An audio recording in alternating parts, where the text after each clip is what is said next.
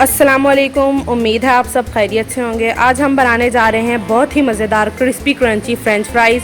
उसके लिए हमें चाहिए 2 बड़े साइज़ के आलू, हमें चाहिए 1 टीस्पून बेसन, 1.5 टेबलस्पून हमें चाहिए कॉर्नफ्लोर, हाफ़ टी स्पून हमें चाहिए कुटी हुई मिर्चें, 1 टीस्पून हमें नमक चाहिए, हाफ़ टी स्पून हमें चाहिए काली मिर्च। और हमने पहले से ही ऑयल प्री हीट करने के लिए रख दिया है। इन ड्राई इंग्रेडिएंट्स को हम इसमें मिलाने के बाद बिल्कुल भी रखेंगे नहीं, वरना ये पानी छोड़ देंगे। इनको मिलाते ही साथ हम आपको दिखाते हैं। हमने सारे ड्राई इंग्रेडिएंट्स इसमें मिला लिए हैं। अब हम ज़रा भी देर किए बगैर इसे अपने प्री हीट ऑयल में डाल देंगे और तकरीबन दरमियानी आंच पर लाइट गोल्डन ब्राउन होने तक फ्राई करेंगे। तो चलें हम इसमें ऐड करते हैं।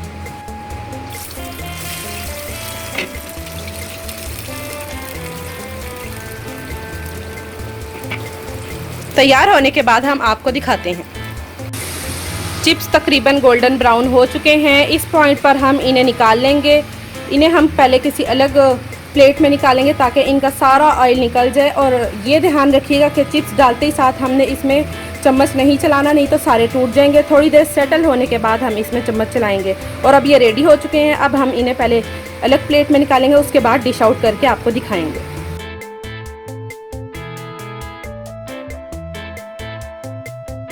फ्राइज़ को हमने डिश आउट कर लिया है। ये बहुत ही क्रिस्पी और बहुत ही क्रंची लग रहे हैं। आप चाहें तो इसे केचप के साथ, चिली गार्लिक सॉस के साथ, मायो गार्लिक के साथ और जिस मर्ज़ी चटनी के साथ इस्तेमाल कर सकते हैं। बहुत मज़े के होते हैं। बनाइएगा ज़रूर, पसंद आने पर बताइएगा और वीडियो पसंद आने पर लाइक, शेयर और सब्सक्राइब करना ना भूलिएगा। अल्लाह हाफिज़।